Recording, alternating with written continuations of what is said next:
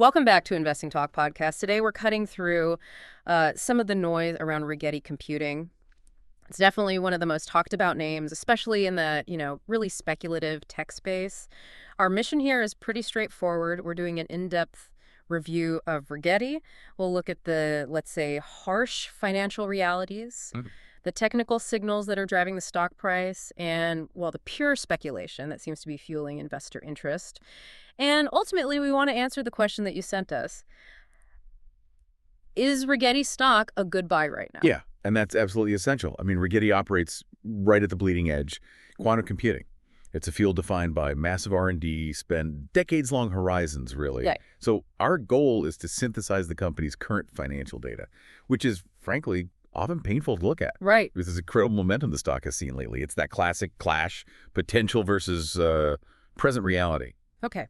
Before we really jump into those hard numbers, though, we do want to hear from you. If you enjoy this analysis, the structure we provide, please do remember to subscribe, like the video, and comment below. And definitely, if there's a specific company, a specific ticker you want us to look into for a future analysis, please leave that request in the comments section. We really look forward to reading your feedback.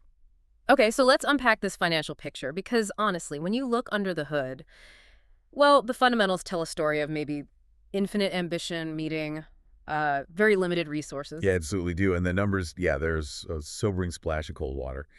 So for the year ended December 34, 2024, Rigetti's total revenue was just $13.0 million USD. 13 million. Right. And while that's about 8% growth from the prior year's $12 million, that small scale is the immediate red flag. You just see it right away.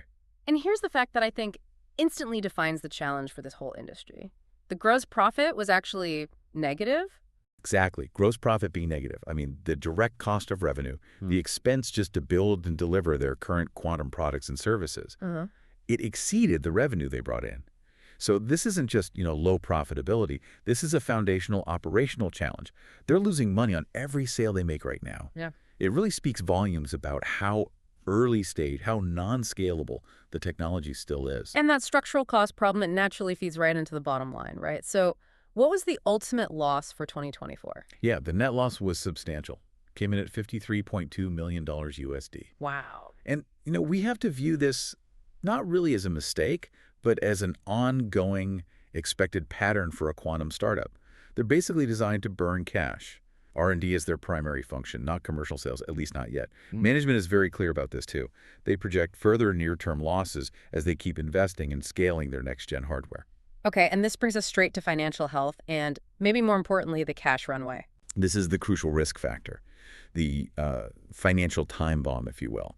As of the end of 2024, Rigetti had $34.5 million USD in cash and equivalents. Okay. And that figure is already down significantly from $42.8 million just a year earlier. So wait, if they posted a net loss of $53 million last year, and their operating cash flow was negative $41.8 million, that $34.5 million cash cushion doesn't really look like much of a cushion at all. It looks more like a countdown clock. Precisely. I mean, if they're burning cash at that rate, their available runway is dangerously short, especially when you think about the size of R&D investment they need. That negative $41.8 million operating cash flow, it just shows an extremely high cash burn. The only, let's say, positive note here, which offers some flexibility, is that they reported no long-term debt outstanding. But, flexibility doesn't pay the bills. Cash does. Right. Let's focus on where the money is going, though, because this is the core of their whole thesis, right? Rigetti's research and development, it accounted for over 55% of their total operating expenses in 2024. That's just an enormous amount. Is that reckless? Or is it just essential for survival in this sector? Oh, it's absolutely essential. They are sacrificing immediate profitability, even basic operational profitability, entirely for these future bets.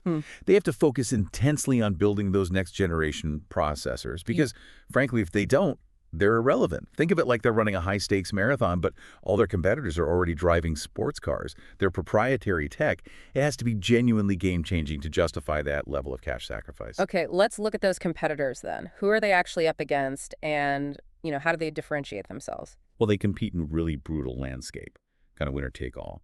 On one side, you've got the industry giants like IBM and Google who have, near limitless financial and personnel resources. And on the other side, they're fighting dedicated, often well-funded quantum startups like IonQ and D-Wave. So what's their distinct competitive advantage, their proprietary edge? What is it? It really centers on their proprietary superconducting quantum processors and their quantum as a service platform. They do have deep technological know-how, which sets them apart from, say, software-only competitors. However, the drawback is crystal clear. They lack material scale, they don't have established revenue streams or recurring enterprise contracts, and that puts them at a severe disadvantage compared to competitors with much deeper pockets who can just weather these R&D losses almost indefinitely. Right. So given that cash runway situation and the competition, we really need to talk about the primary risks facing anyone considering this stock. Let's start with that financial time bomb you mentioned. Yeah, we've pretty much established risk number one, solvency and dilution. These persistent net losses, the negative cash flow, they raise serious solvency risks. I mean, if they burn through that $34.5 million in, say, less than 9 months, Yeah. they absolutely must aggressively negotiate a capital raise, like right now. And for you, the existing shareholder, a capital raise means dilution risk.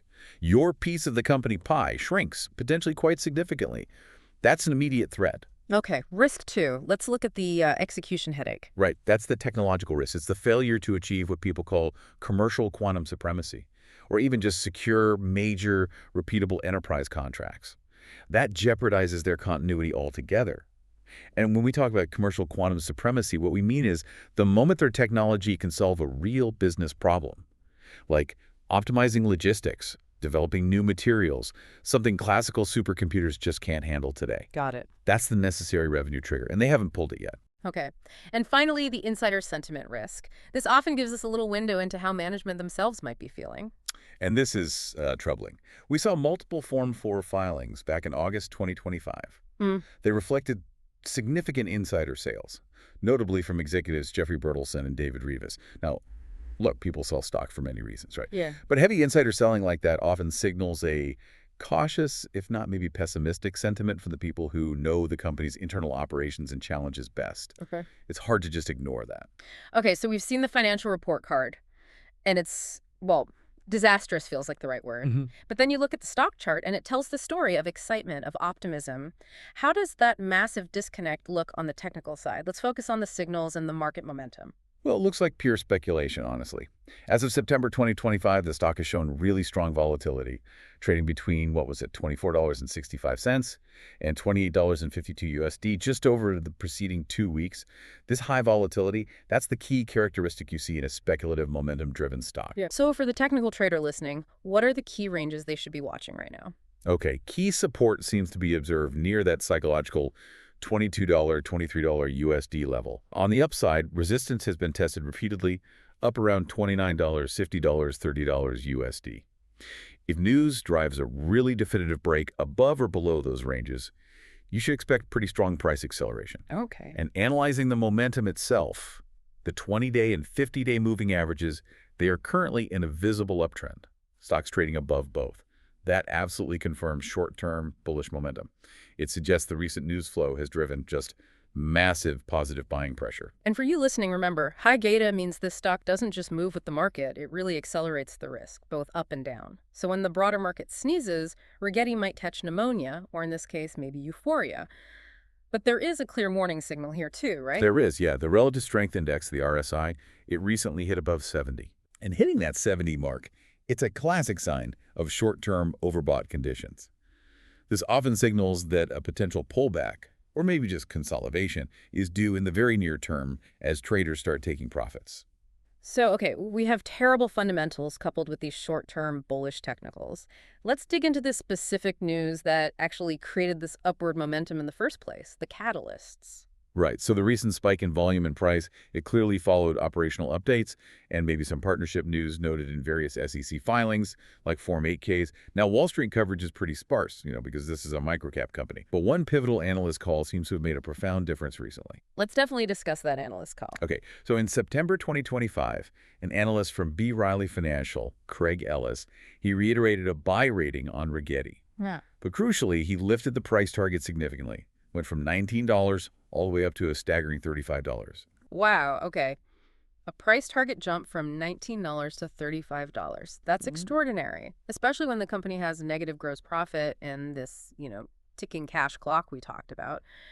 Are we seeing real conviction here, or is this maybe just hype-fueled momentum trading sort of masquerading as analysis? What do you think? It's likely a mix, I think. The rationale the analyst cited was, well, accelerated quantum computing progress industry-wide and also increasing interest from the Department of Energy, the DOE, in commercialization efforts. So, So it's sentiment-driven, right? Driven by potential government validation, sector-wide hopes, but it's a speculative valuation. It's based on future potential breakthroughs, not the current financial results. right. And the crucial thing for you, the listener, is understanding that the current volatility you're seeing is based heavily on this single, highly optimistic analyst rating, not on the negative cash flow reality. Okay, good point. Let's outline the immediate volatility drivers then, the upcoming catalysts that will either validate this current momentum or, frankly, destroy it. Right. The first and probably most important is the Q3 earnings release. That's expected around October 15, 2025. This will be absolutely pivotal. Management must use this opportunity to address concrete operational milestones. They need to show real progress on securing commercialization partnerships. If they disappoint here, that fancy analyst price target probably won't matter much. And then there's institutional activity right around the corner, too. Yes. You've got the major ETF rebalancing period on November 12, 2025, and then the institutional 13F filings due November 30, 2025. These will reveal institutional positioning.